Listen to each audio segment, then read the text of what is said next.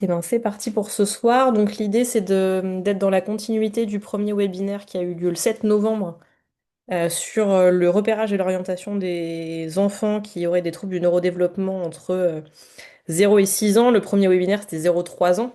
Ce soir, on va parler des 3-6 ans. Et donc le webinaire auquel vous assistez ce soir, il a été préparé par trois professionnels qui voilà, souhaitaient partager leur expérience pardon, avec vous. Donc on a Amélie qui fait partie de la PCO 06 et qui va se présenter après. On a aussi Marine Guaxino qui est ergothérapeute et Sonia Hucto qui est orthophoniste. Pourquoi on parle du repérage précoce? Parce qu'en fait, on avait fait un premier temps de travail au mois d'avril 2025 qui permettait de recenser un peu les besoins et attentes des professionnels de santé.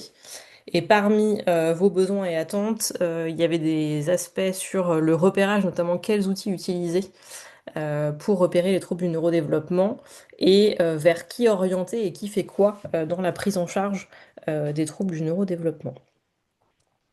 Amélie, je te passe la parole pour les enjeux du repérage précoce chez les enfants de 3 à 6 ans. Donc Amélie Avril, psychologue, je travaille à la PCO, PCO-TND 0-6 ans, donc qui est portée par l'association Des Pistes Enfance, donc qui a ouvert en 2020. Alors il y a des diapos que certains d'entre vous étaient peut-être présents sur le webinaire 0-3 ans, donc ça va être peut-être une redite pour certains.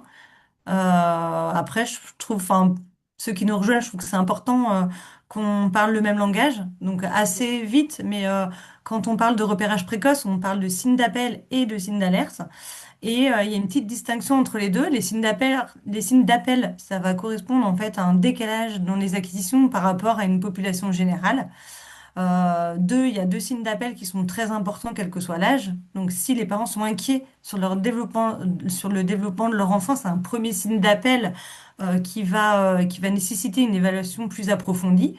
Et puis également, s'il y a une régression dans le développement chez l'enfant, toujours quel que soit l'âge, en fait, une régression sur les compétences langagières ou dans les interactions sociales, les relations aux autres, idem, en fait, ça va être un signe d'appel important. Alors notamment pas seulement dans le champ des TND, mais il y a certaines régressions qui peuvent être mises en lien avec d'autres problématiques somatiques, et c'est important de pouvoir agir rapidement, en fait, notamment si il y a besoin d'une thérapie spécifique.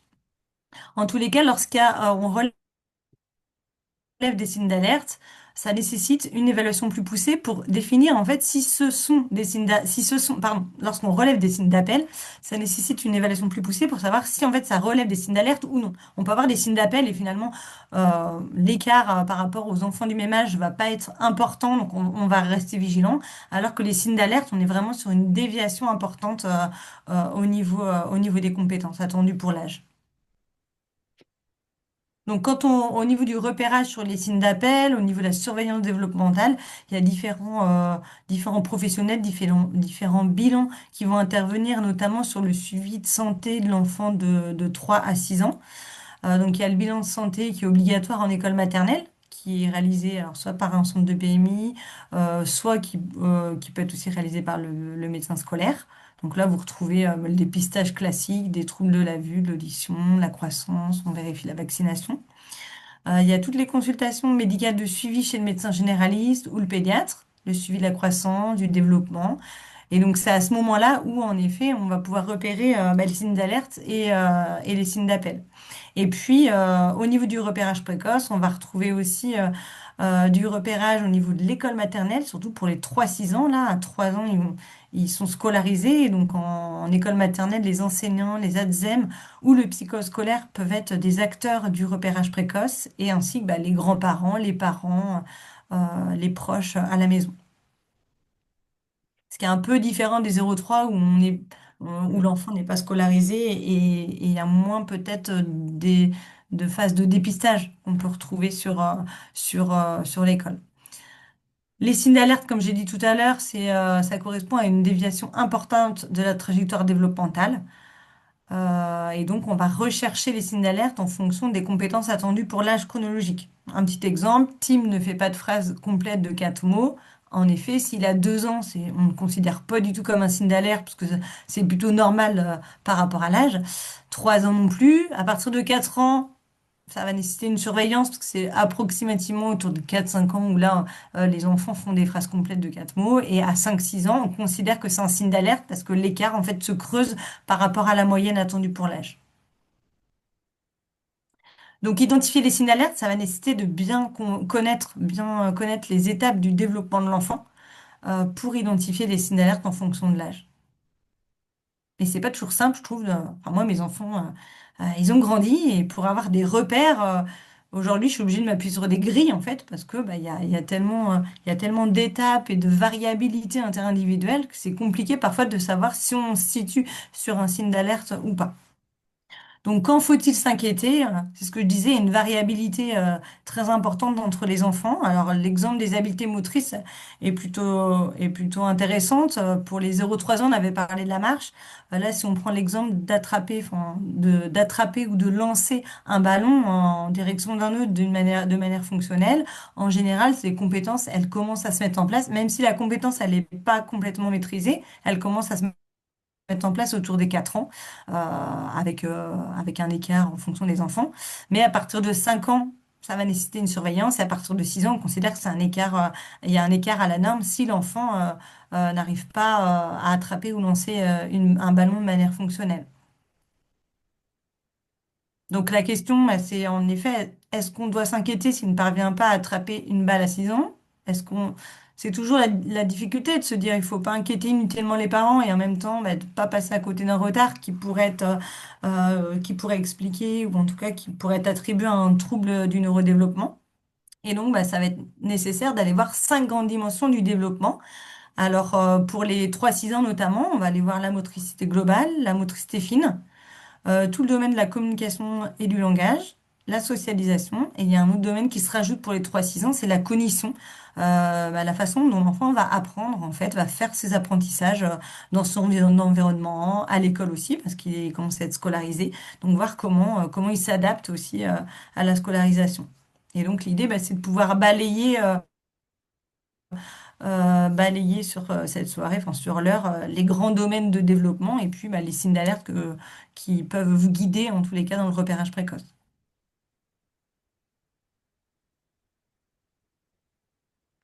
Pour identifier les différents signes d'alerte, une fois que la famille ou l'enseignant ou un professionnel de santé a repéré les signes d'alerte, il est nécessaire d'aller vers une consultation de repérage dédiée qui est réalisée par un médecin. Alors un médecin de première ligne, on entend un médecin généraliste, pédiatre, médecin de PMI, médecin scolaire.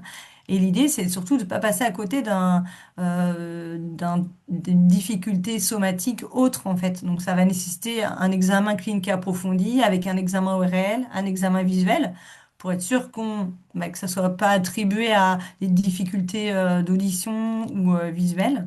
Notamment, je pense à des enfants, en effet, qui ont un retard de langage ou des difficultés de langage. Vérifier qu'ils entendent bien avant de poser une hypothèse, ou en tout cas d'aller explorer la question des TND. Il y a différents outils qui vont aider les médecins au repérage. Donc, on va retrouver les items du carnet de santé. Je vais présenter très rapidement. Le guide de repérage qui est utilisé au niveau de la PCO pour l'adressage vers les PCO. Et puis, il y a différents outils, tests de repérage qu'on va vous présenter au fur et à mesure des domaines qu'on va explorer ensemble.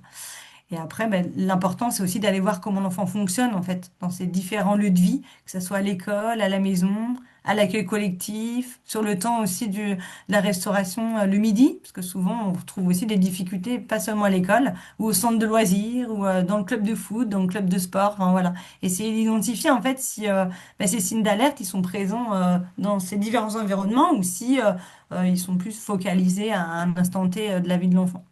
Et puis, s'appuyer aussi, bien sûr, sur les observations des parents qui sont les premiers, en fait, à bien connaître leur enfant et qui peuvent nous guider, en fait, dans cette exploration.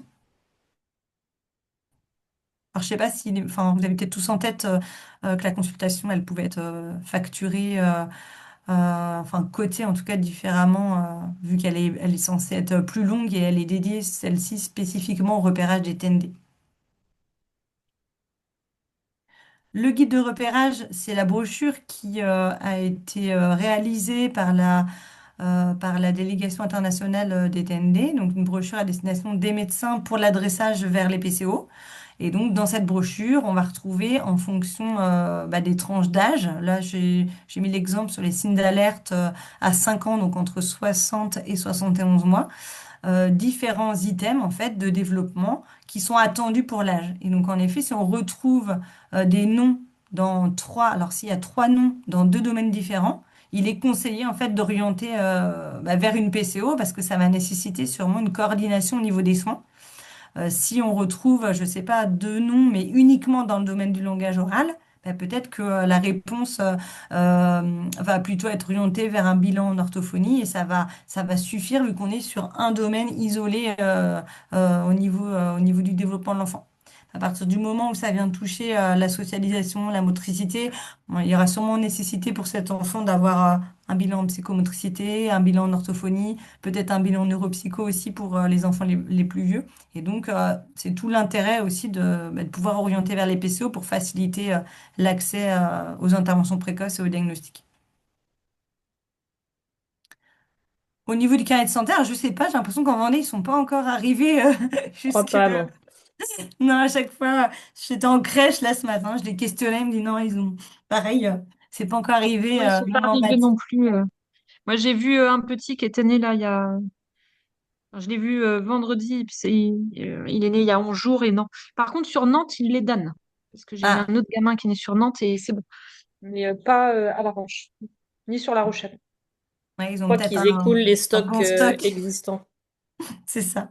En tout cas, dans ce nouveau carnet de santé qui date de janvier 2025, on retrouve en fait la grille de repérage des PCO à chaque âge de développement de l'enfant. Donc, ça va être réellement une aide au lieu de télécharger, aller chercher les formulaires, les guides. Au moins, les médecins auront directement dans le carnet de santé les items en fait pour pouvoir faire de la surveillance développementale sur des âges clés et des compétences clés au niveau du développement de l'enfant. Donc, ça va être aussi un outil, je pense, pratique. Et puis après, il y a différents outils de repérage. Alors, il y a tout un listing qu'on peut retrouver dans les recommandations de bonne pratique professionnelle sur le repérage et orientation des enfants à risque présentant des TND ou présentant des TND. Donc là aussi, sur dans la synthèse, on retrouve aussi le listing des outils qui sont recommandés, puis on va vous en présenter certains. Suite à cette consultation médicale qui est dédiée, soit il y a les signes d'alerte, il va y avoir, enfin, ça va être négatif au niveau du repérage et donc il n'y a pas de suspicion TND. Donc, on va poursuivre la surveillance du développement de l'enfant. Soit on a un doute et à ce moment-là, l'enfant peut être revu un mois plus tard. Alors ça, c'est pareil, c'est la Haute Autorité de Santé qui recommande de le revoir un mois plus tard pour surveiller l'évolution. Ou soit il y a un repérage positif, il y a plusieurs signes d'alerte qui sont identifiés. Et à ce moment-là, ce qui est conseillé, c'est de débuter les prises en charge le plus rapidement possible pour voir comment l'enfant réagit aux interventions précoces.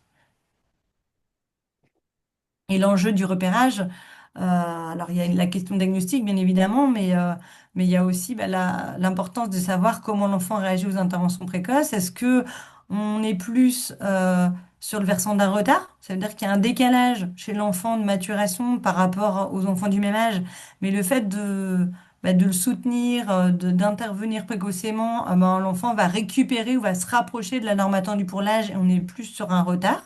Ou est-ce qu'on est sur un trouble? Et là, en effet, malgré la prise en charge précoce, on voit que l'enfant, l'écart reste en tout cas avec les enfants du même âge et on observe un défaut ou un déficit dans plusieurs compétences cognitives qui sont attendues pour l'âge. Et l'enjeu du repérage, c'est d'aller voir ça en fait, parce que clairement, les signes d'alerte ne permettent pas d'identifier si on est dans le champ du retard ou du trouble. C'est vraiment, le diagnostic est dynamique en fait, et c'est avec le temps qu'on va pouvoir identifier si on est dans le champ des TND ou pas.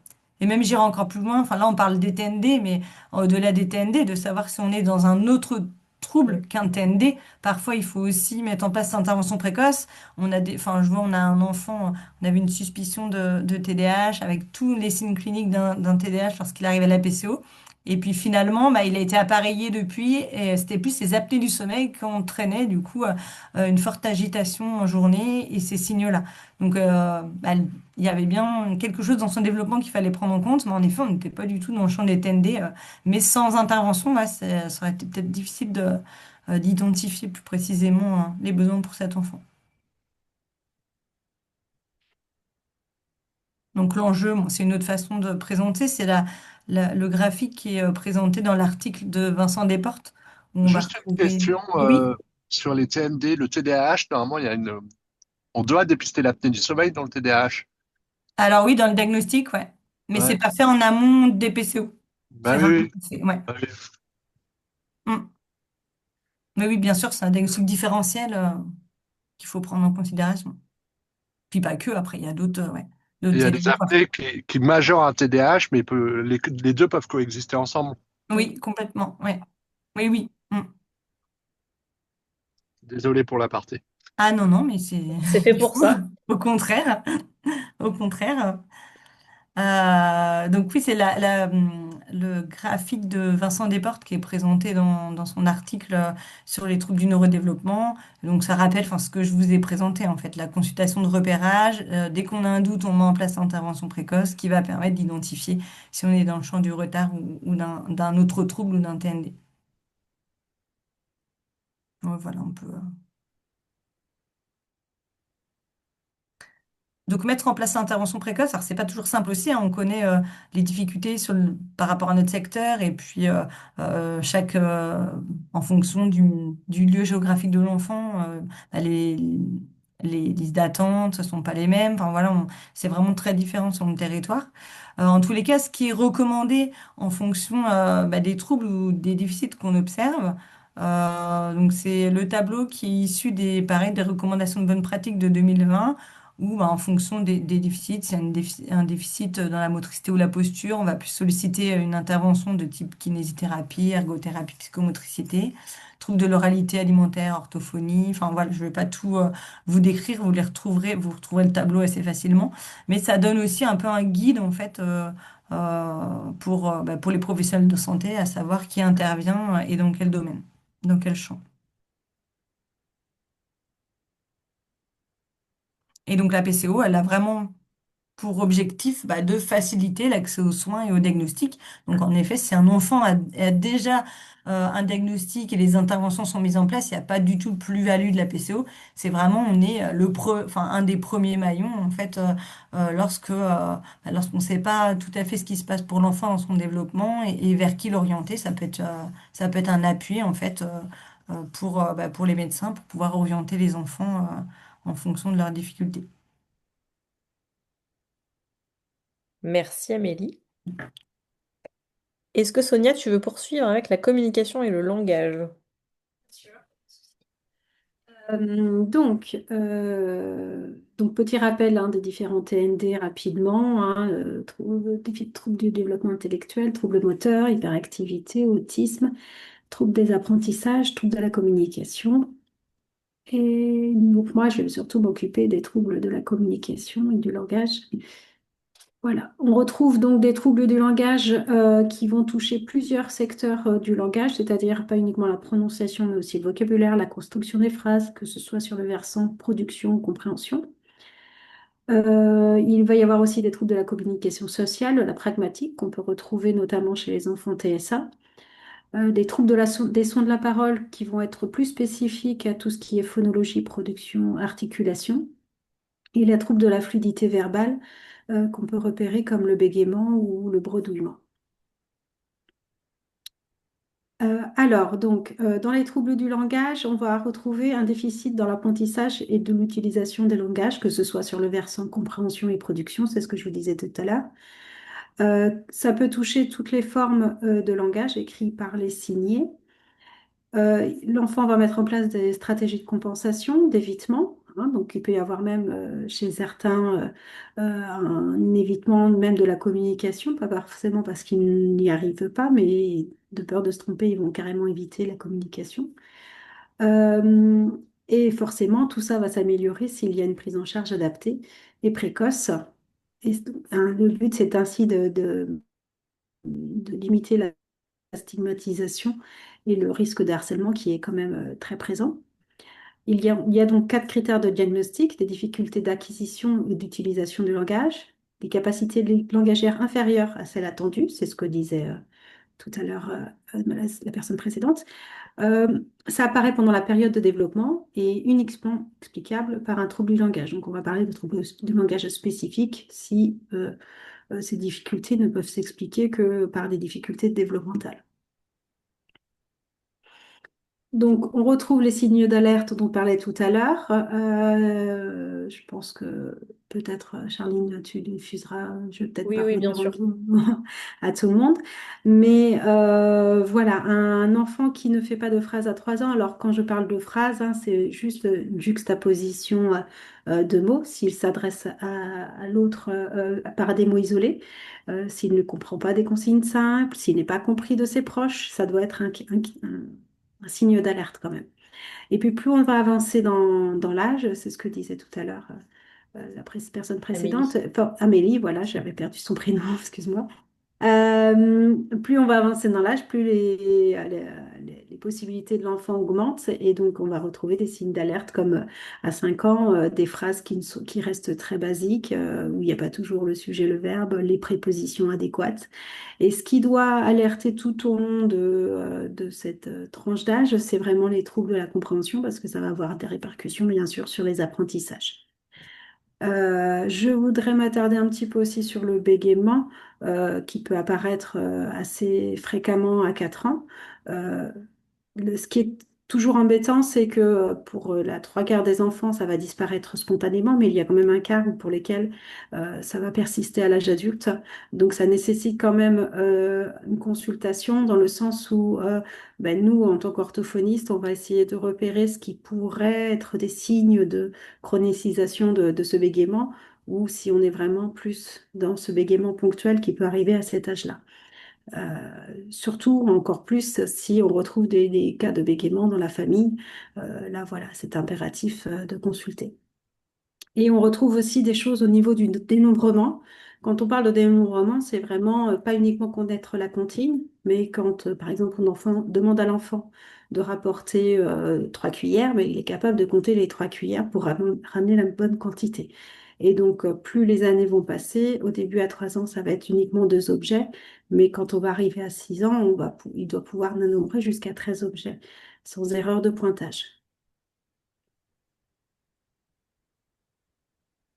On peut Passe à la passer. suite, Oui. Solvia.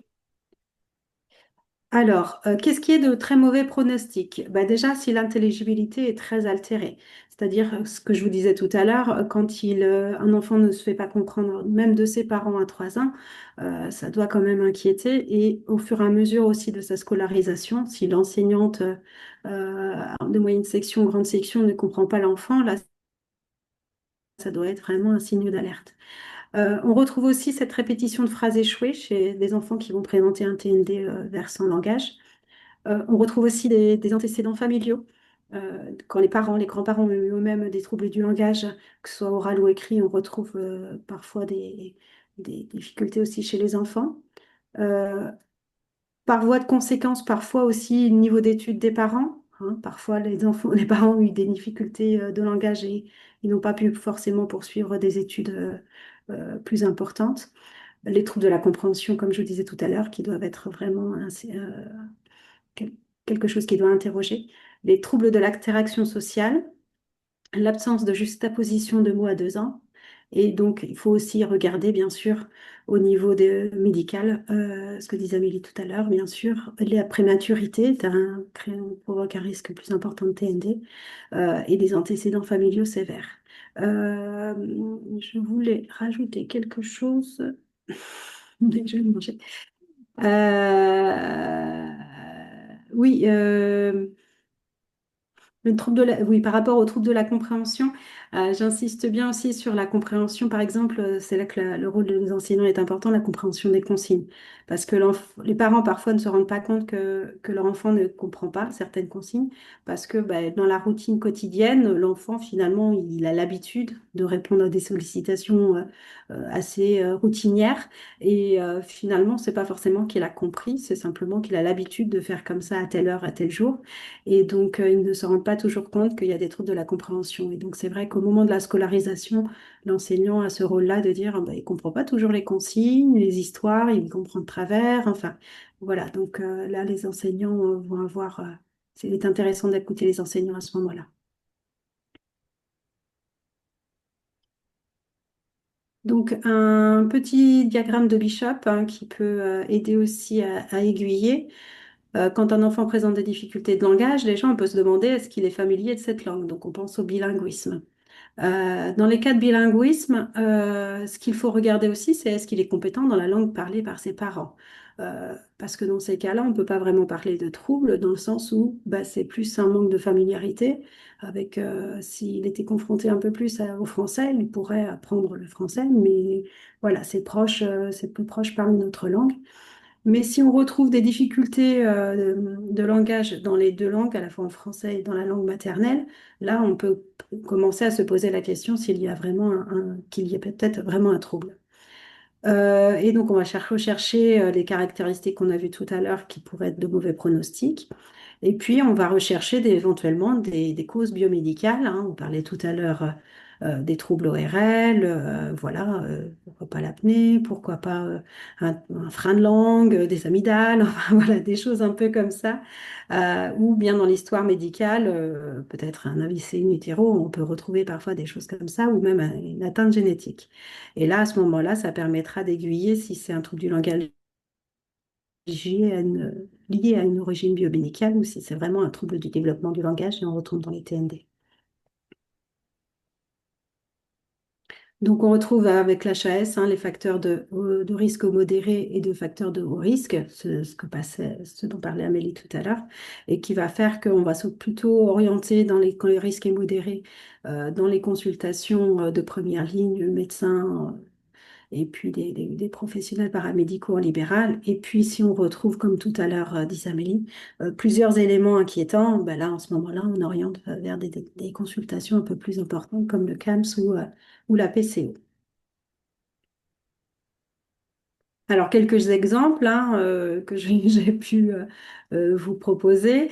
Zepatou Velosa, il est cassé dans la moire. Là, la petite, elle a 4 ans. Certes, elle ne prononce pas tout à fait bien ces mots. Mais malgré tout, on voit qu'on construit des phrases. Il n'y a pas le je, mais le the, mais bon, c'est pareil. Voilà, donc il y a des choses quand même qui sont au niveau du vocabulaire, qui sont pour une petite de 4 ans, qui sont pas forcément, on va dire que ça a surveillé. Par contre, voilà, le petit Gabriel de 5 ans qui dit Maveta, il n'y a pas de jeu, il n'y a pas vraiment de construction de phrase, il y a beaucoup de déformations. Là, on est vraiment dans l'alerte plus plus. Euh, le petit Timéo, 4 ans, qui ne veut pas aller à l'école, qui bouge tout le temps, ça on en parlera tout à l'heure par rapport à l'attention. Et puis, un enfant qui ne s'adresse pas à l'adulte ni à ses pairs, qui a des intérêts limités, voilà, ça doit questionner. Un enfant de 3 ans, quand il commence à être scolarisé, il n'a pas forcément l'habitude de jouer avec des copains de son âge, selon en plus s'il a été en crèche ou pas. Mais malgré tout, petit à petit, il commence un petit peu à entrer en contact avec les autres, hein, même s'il n'a pas de copains titrés, il entre en contact avec ses pairs. Mais voilà, si vraiment il y a cette distance avec les autres, ça doit questionner de toute façon. Et donc, il existe plusieurs dépistages. On a déjà parlé du dépistage de la PMI. Il y a aussi le dépistage de la médecine scolaire vers 5 ans en grande section. Et depuis peu, je ne sais pas si vous avez eu l'information, mais il y a deux P2O qui se met en place. Le DP2O concerne les troubles du langage et les troubles visuels. Et donc, les orthoptistes font du dépistage directement dans les écoles. Nous, orthophonistes, on n'intervient pas directement avec l'enfant. Ce sont les enseignantes via le DPL3 que vous voyez plus haut sur le slide qui remplissent un certain nombre de grilles d'observation que les enseignantes ont pu faire en classe. Et nous recevons, nous, en tant qu'orthophonistes, ces grilles et on oriente si c'est à surveiller, on va dire, s'il n'y a pas de problème ou bien si au contraire, il est important pour les parents de consulter. Et dans ces cas-là, il est conseillé, c'est via la CPM que cela est organisé. La CPM envoie un courrier aux parents où il conseille une consultation médicale parce qu'en effet, voilà, il est important quand même d'écarter une origine biomédicale, euh, notamment, oui, tout ce qui est ORL. La question que je me posais, Sonia, on en a parlé il n'y a pas très longtemps, DP2O, c'est généralisé à toute la Vendée ou ça concerne encore que certaines communes? C'est que certaines communes C'est encore. ça, hein. Oui, ça se généralise de plus en plus, ça va même être généralisé dans la France entière. Là, j'ai reçu une petite liste, mais Luçon est concerné, par exemple. Luçon est La concerné, première mais pas commune, Marie. je crois, c'était l'île d'Elle, la première commune de la CPTS. Oui, c'est ça, l'île d'Elle. Et maintenant, il y a aussi Sainte-Hermine, si je dis Mm, pas de bêtises, Saint-Florent-des-Bois, Luçon. Voilà, ça s'élargit de plus en plus, plus d'autres communes, bien sûr, en Vendée, mm. mais voilà, ils ont priorisé au départ des interventions dans les zones d'éducation prioritaire, et puis petit à petit, ça se généralise.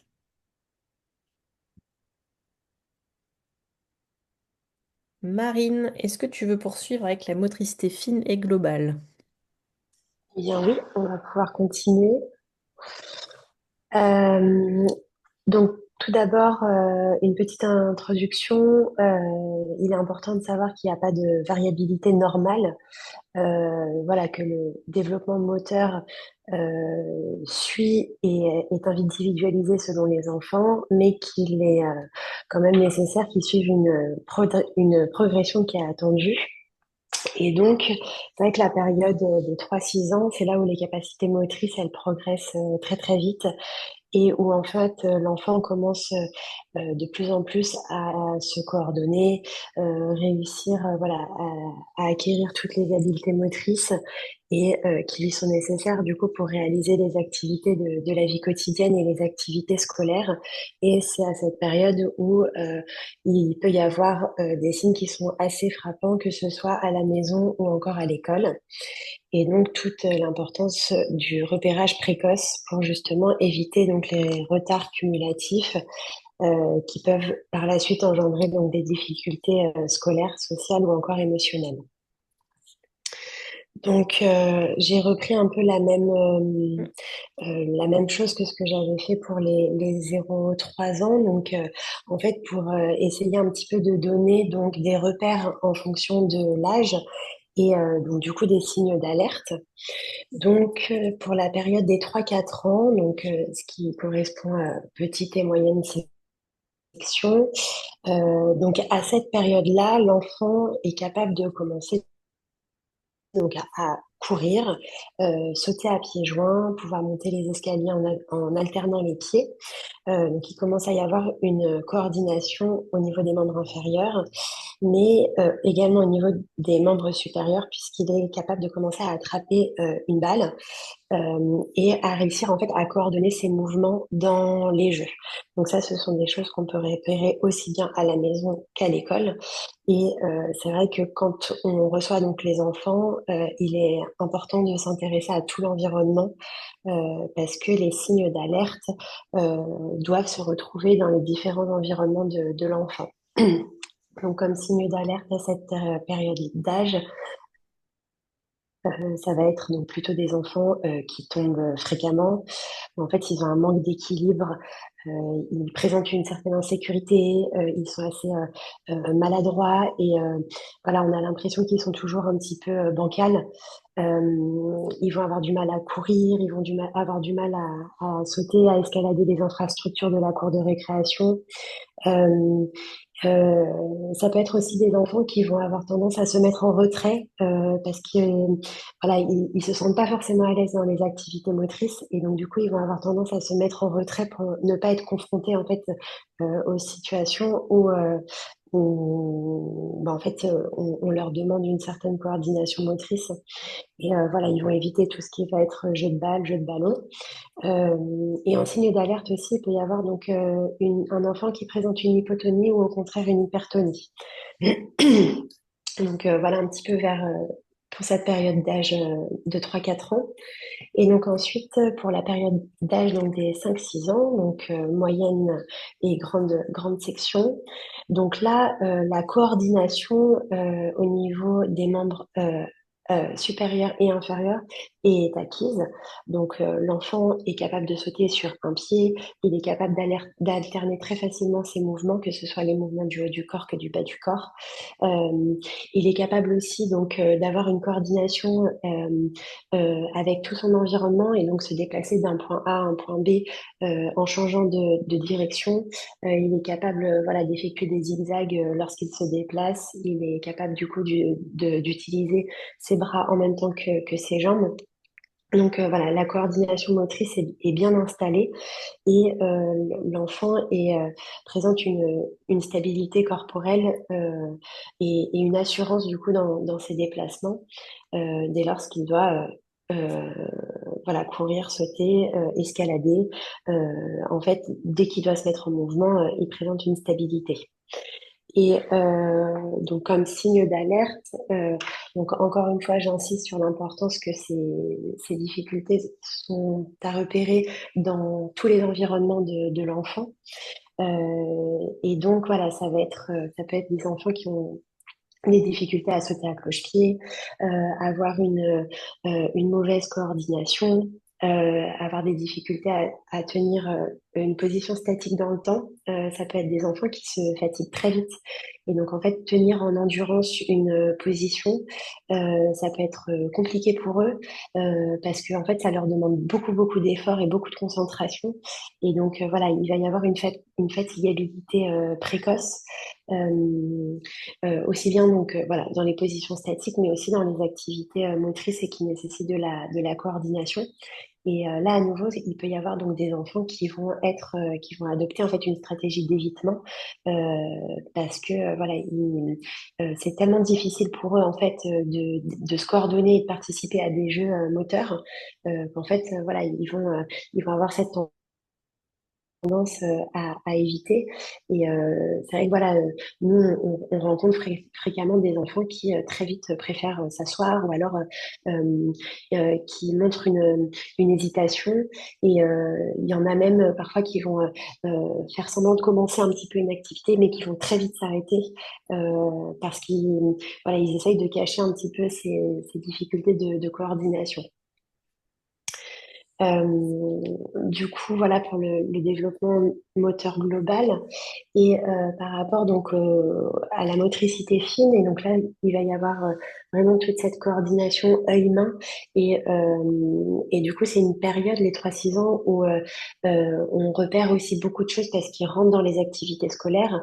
Et donc, il y a toutes les activités manuelles avec le coloriage, avec l'utilisation des outils scolaires, donc le fait de découper, le fait de coller. Et donc, c'est vrai que quand on reçoit des enfants avec des difficultés de motricité fine, toutes les observations en fait euh, qui sont recueillies à l'école sont très précieuses parce que voilà, c'est vraiment une période où on commence à avoir les difficultés de motricité fine. Donc, pour la période de 3-4 ans, là, c'est à cet âge-là où, en fait, l'enfant commence à avoir la prise du crayon, donc en tridigital. Avant, c'est une prise qui est plutôt pleine en global. Et là, vers 3-4 ans, ça commence à bien se dissocier. Donc, il y a la prise tridigitale qui commence à se mettre en place. L'enfant, il est capable de gribouiller, de tracer des traits, de faire des formes très grossières et très simples. Il est aussi capable donc d'enfiler des grosses perles, de tourner des pages. Il fait des encastrements aussi. Et dans le quotidien, c'est un enfant qui commence à réussir à se déshabiller, à s'habiller tout seul, à mettre ses chaussures, à mettre la fermeture éclair. Euh, voilà, à cette période-là, ça commence à se mettre en place. Et donc, comme signe d'alerte, où en fait, voilà, les enfants peuvent avoir des difficultés à tenir justement le stylo. En fait, la prise du stylo reste très, très fermée en prise palmaire. L'enfant peut avoir aussi des difficultés à découper, donc même des formes, les traits. Euh, il peut avoir du mal à suivre une ligne pour découper. Il peut avoir aussi des difficultés donc à enfiler justement ce qu'on disait, les perles, à faire des puzzles. Donc ça va être des enfants où en fait on va retrouver une grande maladresse dans toutes les activités qui sollicitent la motricité fine, donc les activités scolaires, mais aussi ça peut être retrouvé à la maison dans le fait de s'habiller.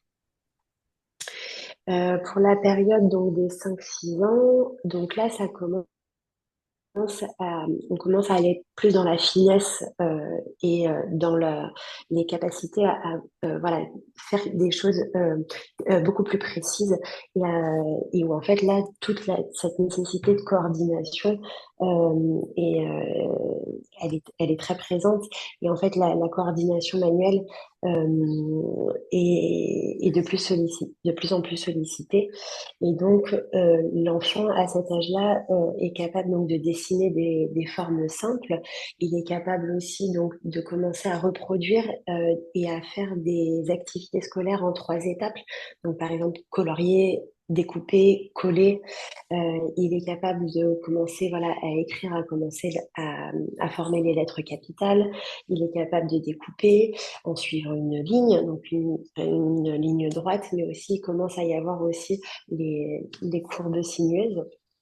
Il y a aussi cette capacité à assembler des puzzles plus complexes et avec des plus petites pièces.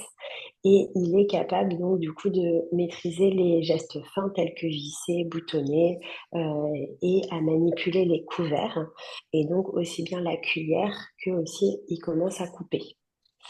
En signe d'alerte. Donc là, ça peut être donc des enfants qui viennent nous voir parce que l'écriture est très difficile ou alors elle est illisible ou douloureuse.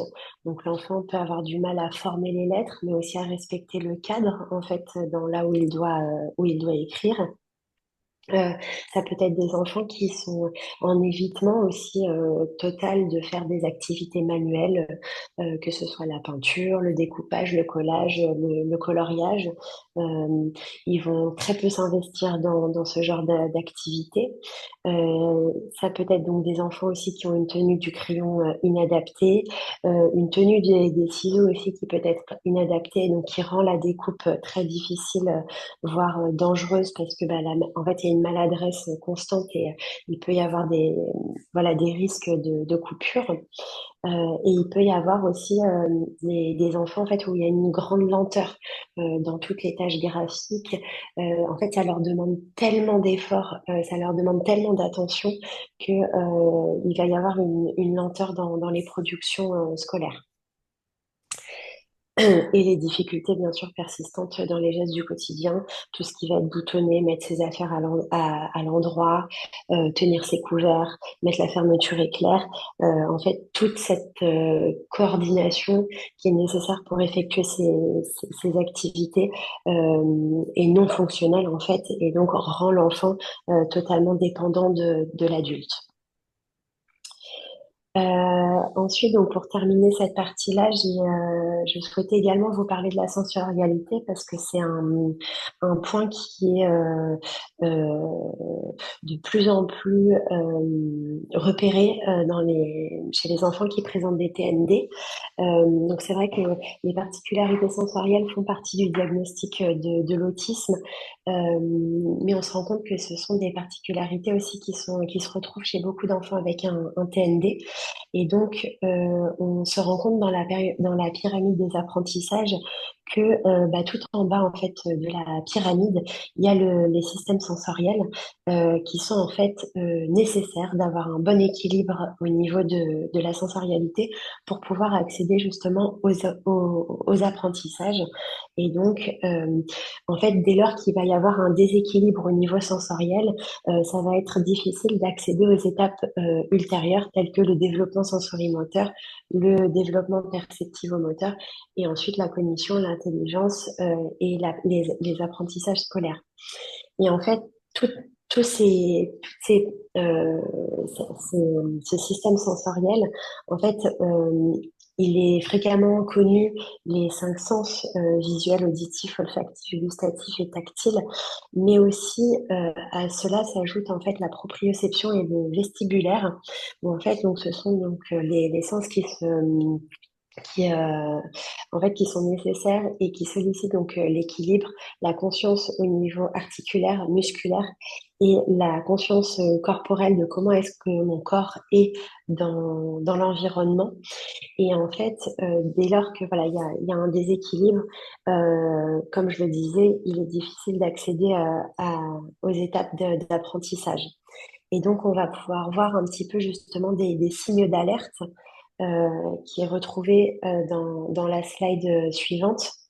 Si tu peux, voilà, dans les particularités sensorielles, ça peut être donc des enfants qui vont présenter donc soit une hypersensibilité, soit une hyposensibilité ou alors une recherche sensorielle. À savoir qu'un enfant peut présenter les trois sortes de particularités sensorielles selon le système sensoriel.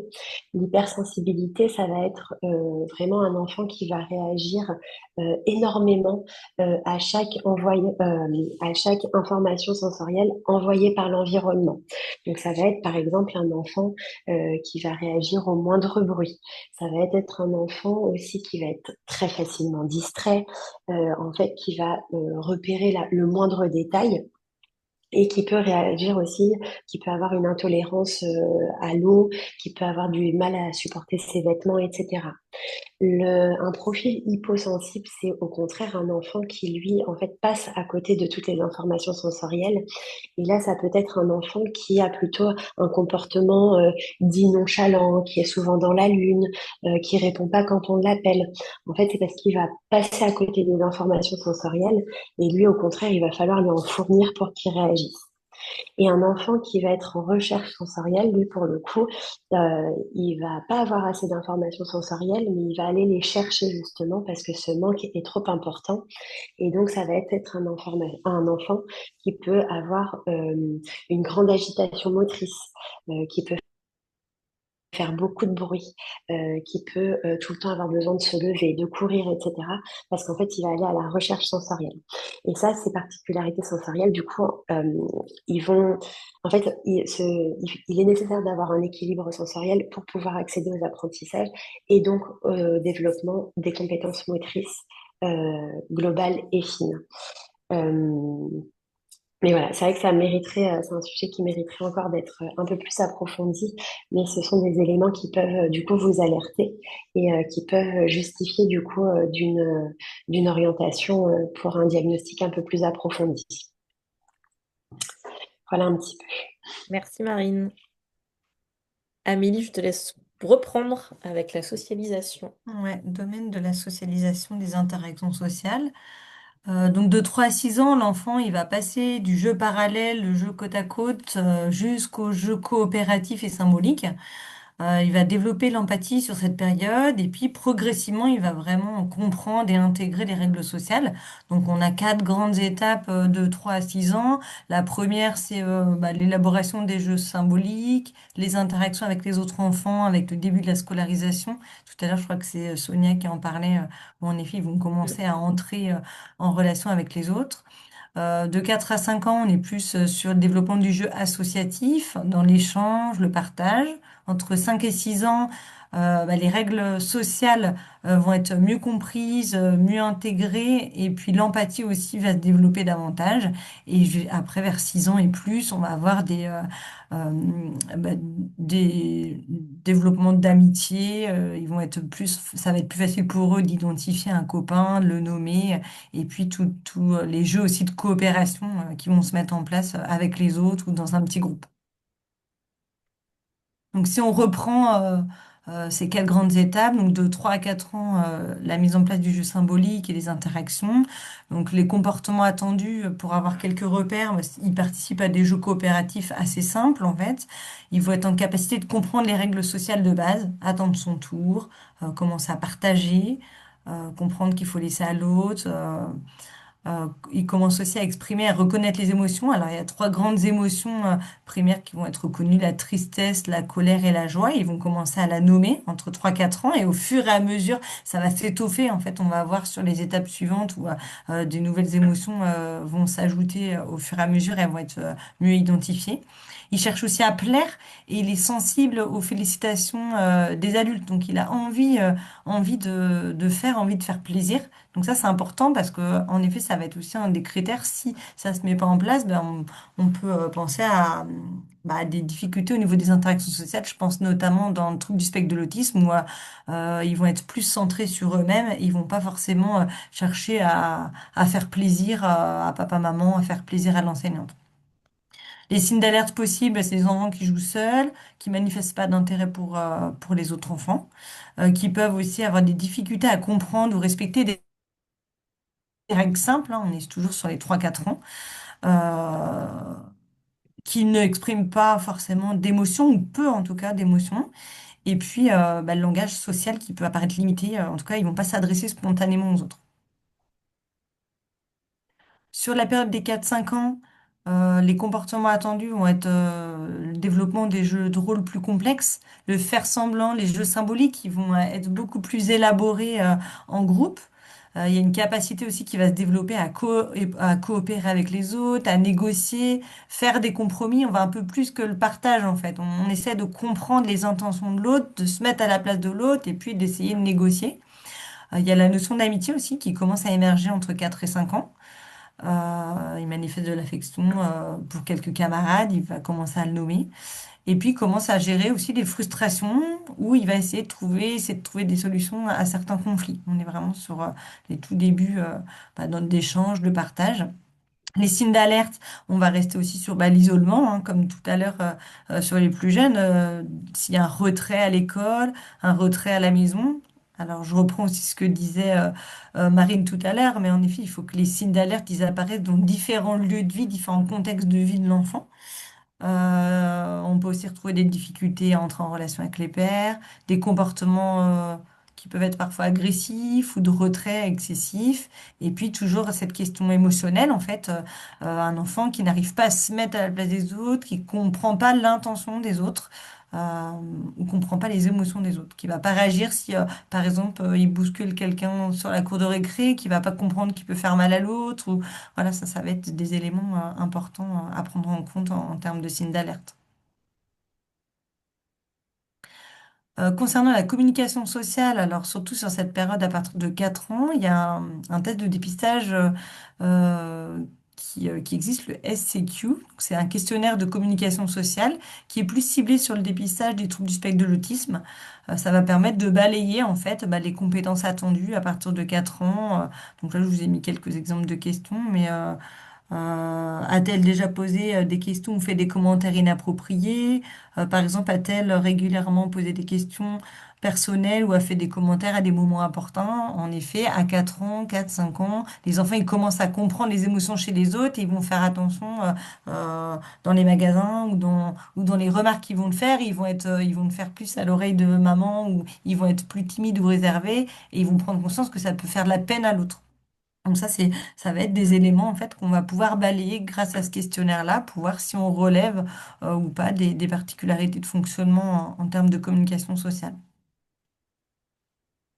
De 5 à 6 ans, là on a les relations sociales sont beaucoup plus stables, il y a des amis préférés, les règles morales simples entre le bien, le mal sont mieux comprises. Il y a la notion de justice aussi qui émerge en fait, l'injustice, la justice.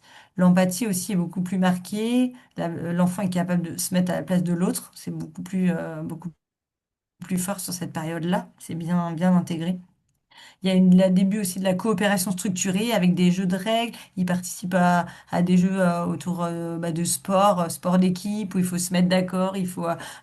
C'est au-delà de la négociation, en fait, coopérer pour atteindre le même objectif, le même but.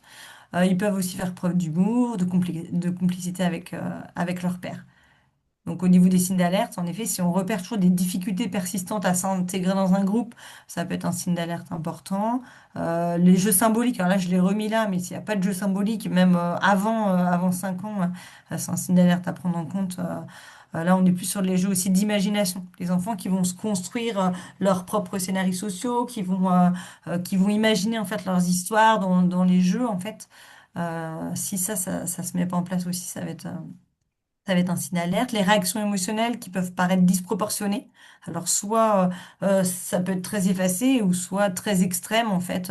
Ça va envahir à la maison. Enfin, je suis sûre que vous avez tous en tête des enfants, là, à 4 ans et demi, 5 ans, même un peu plus tard, qui vont, ça va déborder à la maison, quoi. Ils rentrent à la maison, ils crient, ils pleurent, ils n'arrivent pas à gérer la frustration. Donc ça, si c'est trop fort par rapport à l'âge, en effet, ça peut être un signe d'alerte. Et puis bah, l'absence après, mais comme d'autres âges, en absence d'intérêt pour les autres enfants, ça va être un signe fort, ou l'absence d'amitié à cet âge-là. L'ASQ, c'est un questionnaire, je l'avais présenté aussi sur les 0-3 ans, parce que c'est un questionnaire qui va un mois à 5 ans et demi, donc il peut être vraiment utilisé sur le dépistage. Après, il a la particularité de balayer tous les domaines hein, qu'on vous présente, que ce soit la motricité, la socialisation, le langage. Donc il est plutôt intéressant en termes d'outils de dépistage, mais en tout cas, il y a toute une partie qu'on peut utiliser sur la communication sociale. Il y a des signes d'alerte qui sont pas spécifiques à un âge, mais qui vont quand même nous interpeller, notamment sur les interactions avec les pairs. Un enfant qui a du mal à comprendre les règles, qu'elles soient simples à 3 4 ans ou plus complexes, qui a du mal à les intégrer.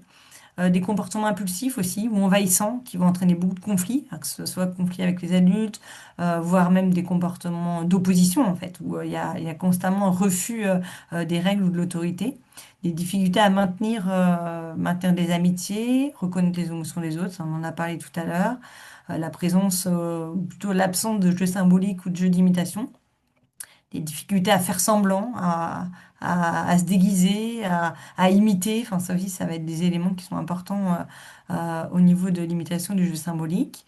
L'absence de jeu de coopération, des réactions excessives face à la frustration, ça j'en ai parlé, mais aussi des réactions excessives face à des changements de routine. Et puis des difficultés à exprimer, nommer les émotions. Et le besoin, ouais. Tu voulais parler du besoin de De médiation. médiation dans les relations avec ses camarades, en fait. Si l'adulte doit beaucoup interagir ou beaucoup intervenir, ça va être aussi un élément qui peut nous guider sur les signes d'alerte. Et pour illustrer une petite vignette clinique sur toujours la porte d'entrée, les parents et l'enseignante s'inquiètent sur les interactions sociales, mais aussi l'enseignante repère des difficultés à l'école. Donc ça, c'est le beau type de consultation. Lors de la consultation médicale, il y a différents signes d'alerte qui sont relevés avec la famille. Donc c'est un enfant qui a du mal à rester assis en classe, qui interrompt souvent les autres. Il passe rapidement d'une activité à une autre. Il y a des conflits avec les pairs. C'est là où on retrouve tout l'aspect socialisation qui est impacté. Il bouscule, il répond brusquement. Il y a une difficulté à gérer la frustration. L'expression est parfois précipitée. Et puis il y a une difficulté à terminer son travail. Et donc, c'est un enfant qui a été orienté par la suite à la PCO. Et en effet, on voit le travail après qui a pu être mené tant au niveau psychomoteur où il y a eu un bilan qui a montré les difficultés au niveau de la régulation tonique, au niveau de la motricité fine, le bilan en orthophonie aussi qui montre via l'évaluation du langage oral les difficultés en termes d'interaction avec les autres. Il y a eu un bilan aussi neuropsychologique qui recherchait davantage si on était dans le champ d'un TND de type TDAH ou un autre trouble, un trouble anxieux, un trouble d'opposition et de la provocation. Il y a eu des guidances parentales au niveau du CAMS. Donc le programme d'entraînement aux habiletés parentales de Barclay, il y a eu 10 séances au CAMS, et puis toute la coordination avec l'école. Donc c'est vraiment l'enjeu des PCO, en fait, de pouvoir intervenir on voit pour cet enfant-là, il y a eu différents besoins, différents bilans, et donc c'est comment faciliter l'accès aux soins et aux différentes prises en charge qui sont recommandées par la HAS.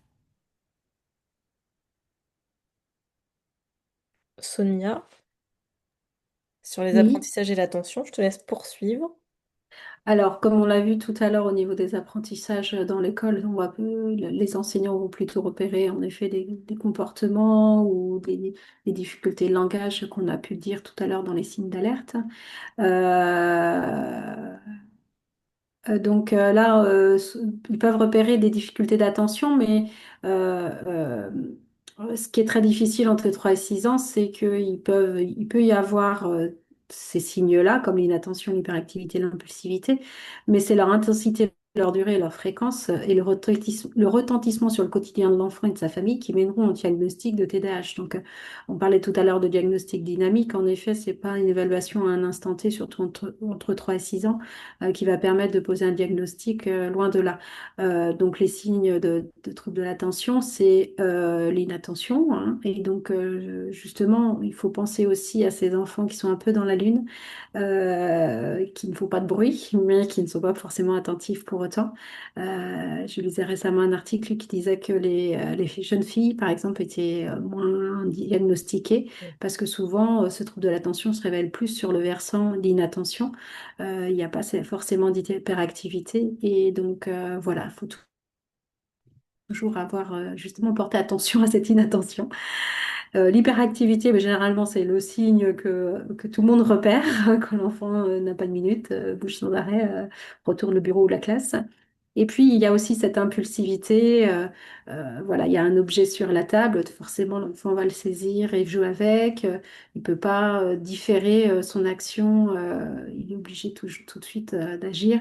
En classe, ça peut être aussi forcément répondre tout de suite à la question de la maîtresse sans attendre qu'elle donne la parole. Enfin, et donc, ça peut tout ça aussi générer une certaine frustration et avoir plus de comportements inadaptés.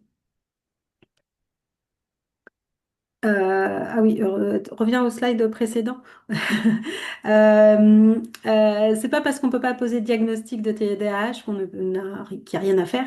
Au contraire, il faut explorer, comme disait tout à l'heure, ça y est, j'ai perdu son nom, le médecin. Il faut bien sûr explorer au niveau Adrienne. médical, hein, tous les troubles, voilà, c'est ça.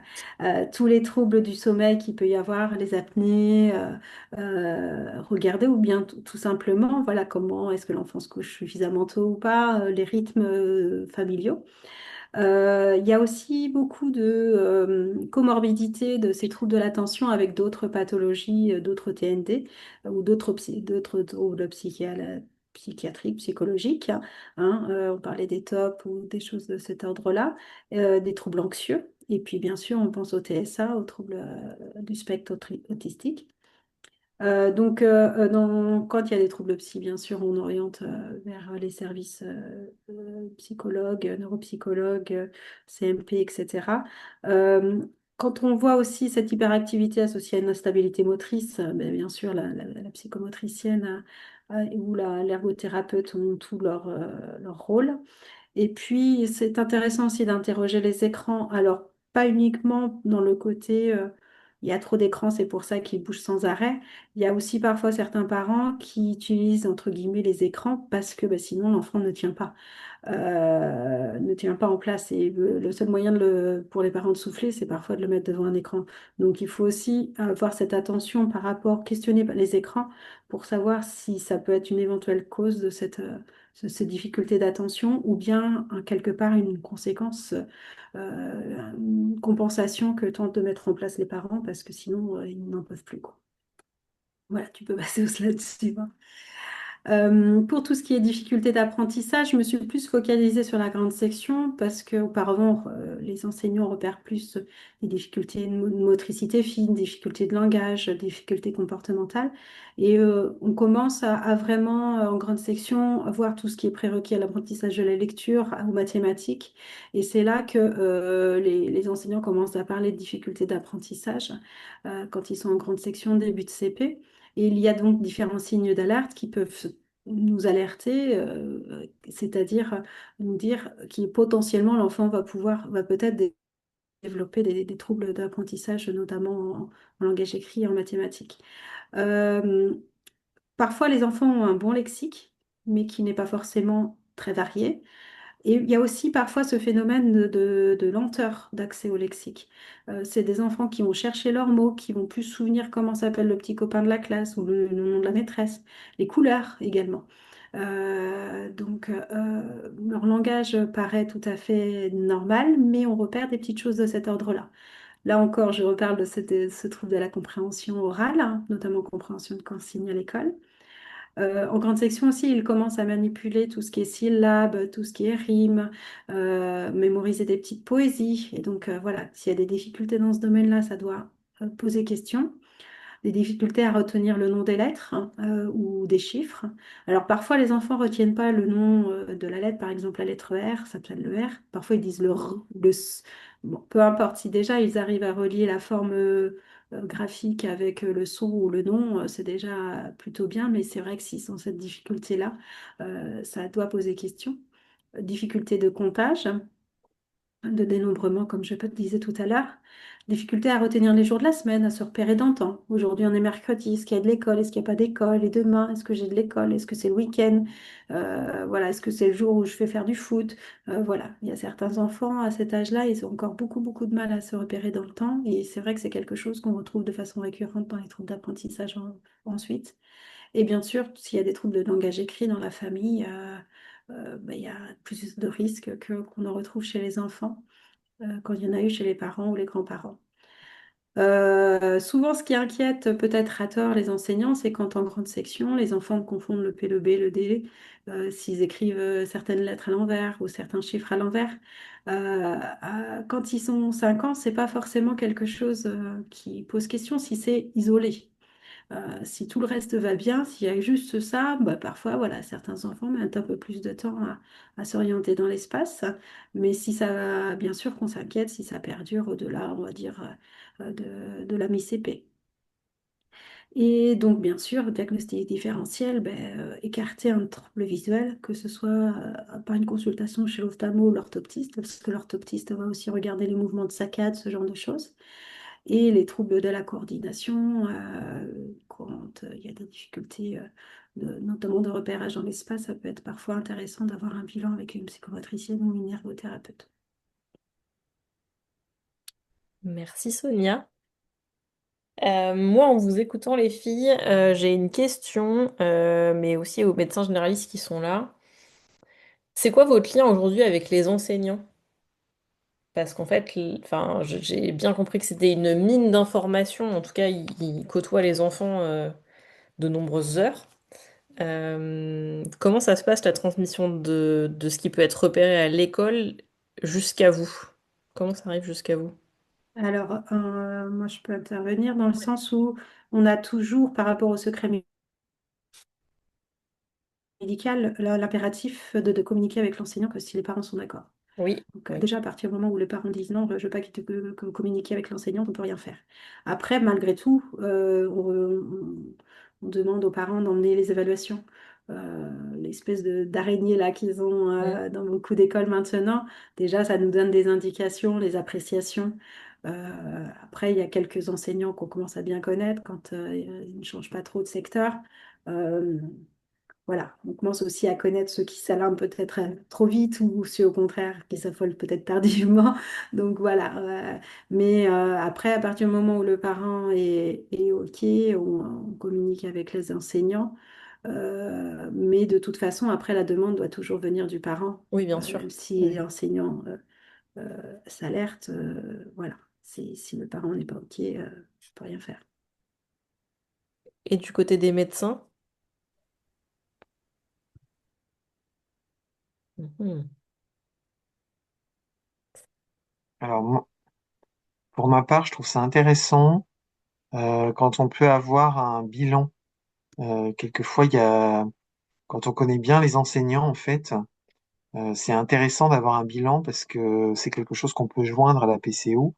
Mm. Ça peut permettre, voilà, en tout cas, d'avoir vraiment les observations de l'école, en sachant qu'effectivement, il faut mettre tous les bémols en termes, voilà, de secret médical. Il faut dire à l'enseignante que ce document, il pourra aller à la PCO, donc potentiellement le parent pourra le lire.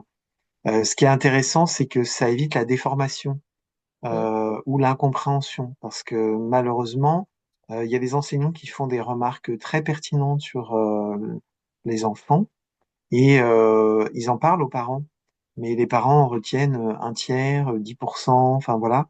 Ou alors ils viennent, j'ai eu le cas il y a pas très longtemps, la maman m'a dit, bah à l'école, voilà, m'a dirigé vers vous. Mais finalement, je sais, enfin, j'ai pas Mm. trop compris quoi, pourquoi. Voilà.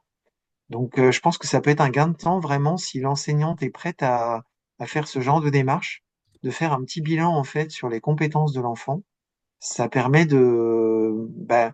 voilà, de pouvoir aussi en discuter avec les parents et de pouvoir les éclairer. Ça permet aussi d'aider le médecin parce qu'effectivement, il y a des fois, voilà, sur 20 minutes, ou une demi-heure, c'est compliqué d'avoir toutes ces observations. Mm. Alors que l'école, en fait, c'est un lieu où, en fait, il y a une observation, en continu, quoi. Donc, c'est vraiment très précieux, je pense. Voilà. Donc pas hésiter, peut-être quand on a enfin voilà, on sait que ça va être une consultation longue pour faire effectivement un dossier de PCO, de dire aux parents, bah écoutez, est-ce que vous pouvez demander à ce que l'enseignant vous fasse un petit compte rendu, un peu des aptitudes, des compétences de votre enfant, à la fois dans ce qui fonctionne bien et aussi là où c'est compliqué. Parce que je pense que ça peut vraiment aiguiller le médecin, quoi. Voilà.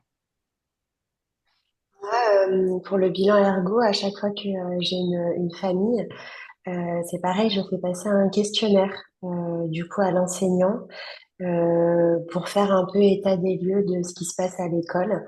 Et voilà, comment est-ce que l'enfant il se débrouille dans toutes les activités scolaires, au niveau sensoriel aussi. Euh, et je trouve que c'est intéressant et j'ai eu le cas justement récemment où en fait l'enfant dans l'environnement scolaire était très différent de l'environnement familial à domicile. Dans les questionnaires, on avait l'impression que c'était pas du tout le même enfant. Et en effet, je rebondis sur euh, le fait que là, on a la parole et c'est pas déformé aussi. En effet, l'enseignant, du coup, apporte ces éléments, ces observations de lui-même et c'est pas déformé par les parents.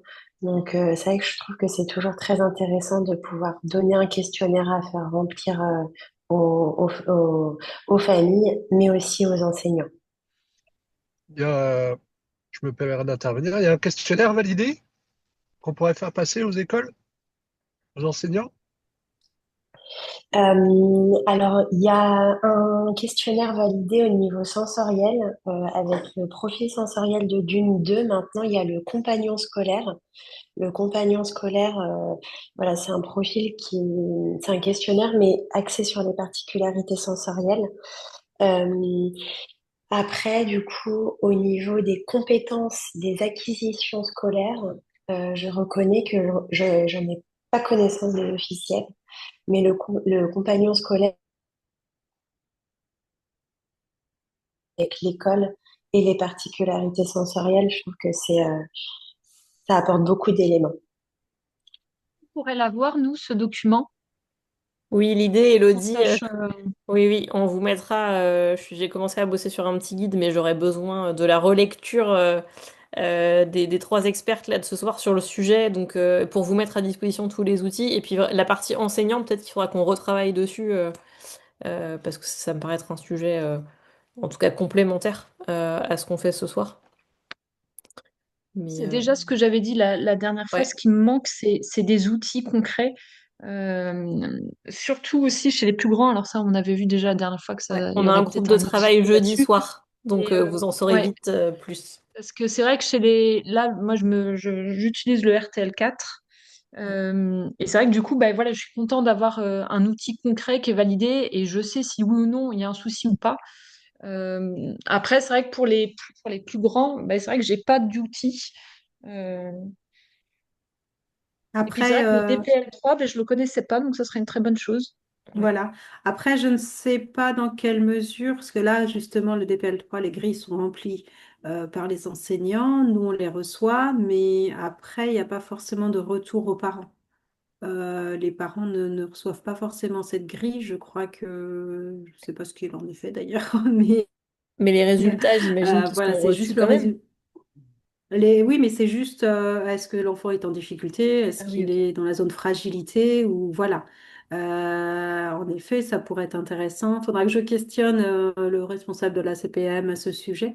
Parce qu'en effet, peut-être que les médecins généralistes, quand ils recevront l'enfant avec ces difficultés, euh, peut-être que ça pourrait être intéressant qu'ils puissent voir cette grille. Je ne sais pas dans quelle mesure c'est possible par rapport à la gestion des données, la confidentialité, etc. En tout cas, dans la passation, effectivement, du DPL3, il y a vraiment une corrélation entre les réponses et l'âge de l'enfant. C'est-à-dire que vous avez comment dire, une échelle qui permet effectivement de se dire, ben, voilà, par rapport à cet enfant, il devrait avoir tant de points, il en a pas suffisamment, donc il est dans telle ou telle catégorie. Et du coup, ça permet en tout cas de les classer et de pouvoir voir si effectivement un bilan orthophonique serait utile.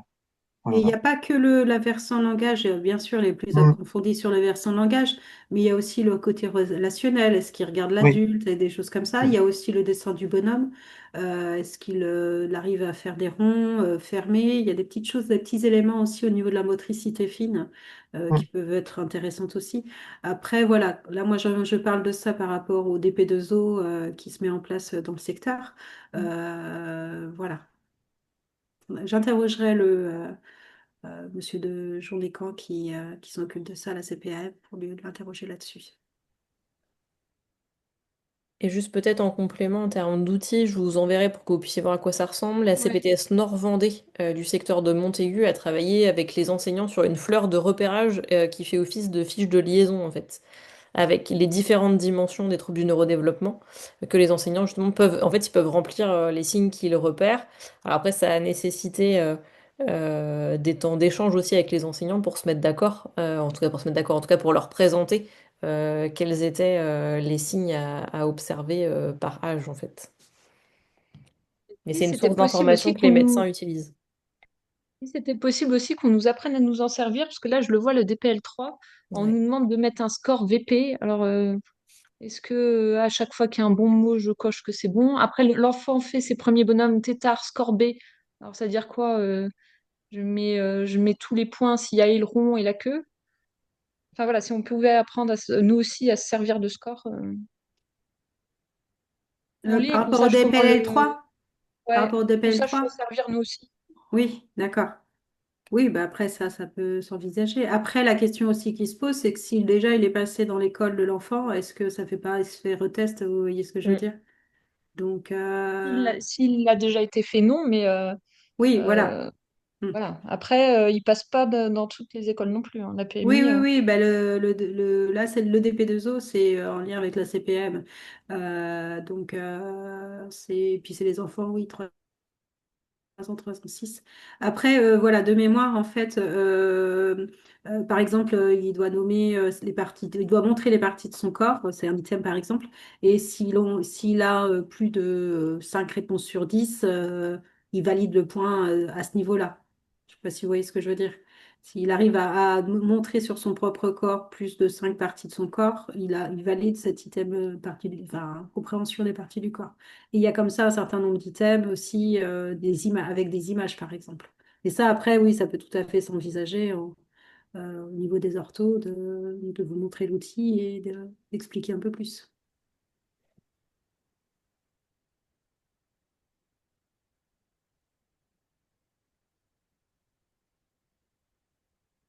Est-ce qu'il y avait d'autres questions ou remarques suite à la présentation de ce soir? Est-ce, est-ce que vous pourrez nous faire passer les deux documents, en fait, enfin les deux présentations? Pas de Voilà. souci. Et juste peut-être pour ajouter, je ne sais pas si vous la faites passer aux enseignants, mais l'échelle de Conners, qui est plus sur Mm. du dépistage TDAH.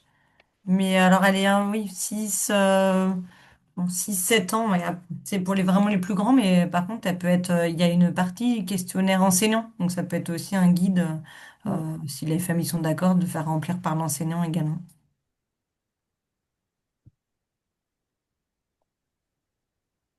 On l'ajoutera dans les outils qui seront transmis.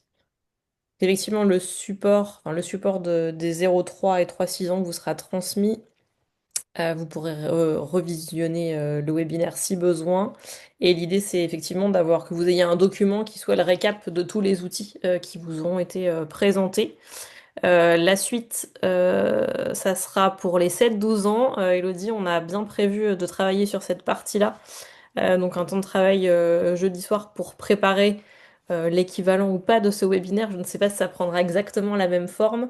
Je laisserai, donc on a une orthophoniste, une psychomote, deux psychomotes et une psychologue qui sont OK pour travailler sur ce sujet et dégrossir un peu les choses pour les médecins généralistes. Donc on poursuivra sans doute début 2026 maintenant. Parfait. Et bien si c'est bon pour tout le monde, je vais vous souhaiter une bonne fin de soirée. Et merci parce qu'on a un peu dépassé le temps. Donc merci pour votre attention et pour les quelques questions et échanges. Il n'y a Merci. pas de Bonne souci. soirée. Merci Merci Bonne beaucoup. soirée. Soirée. Bonne Bonne soirée. soirée. Ouais. Au revoir. Au revoir.